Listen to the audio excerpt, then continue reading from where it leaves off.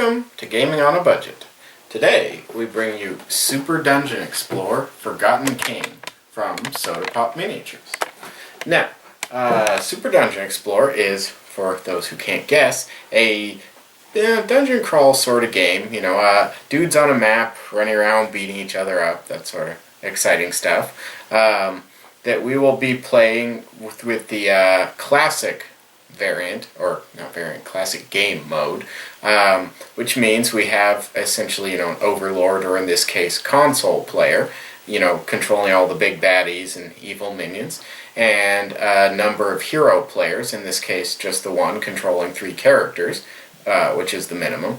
And we may try and film the other gameplay mode, arcade, at another point and, link it all into the video. But for now, we're going to be showing you the classic, thank you, classic gameplay mode. Now, there's a good deal of rules to this, big old fat rule book here, so, we're mostly going to explain things as we go along, because it'll make more sense seeing it in action and having a little bit of context. But the gist is that as the console player, I have a series of little spawn points, which are fixed structures that will let me generate monsters if I choose to take that as my action.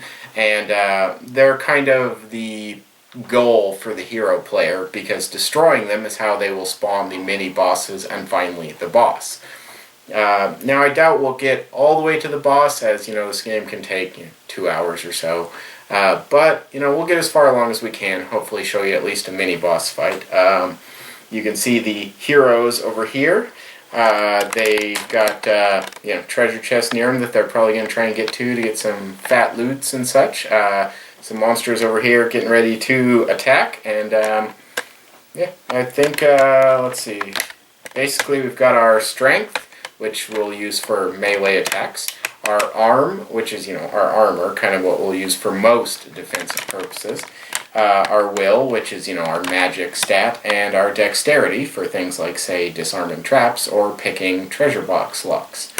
Now, some more of the hero stuff, Camera Wife will explain when we start the gameplay section. I think most of it will be easier to understand just kind of seeing it in action.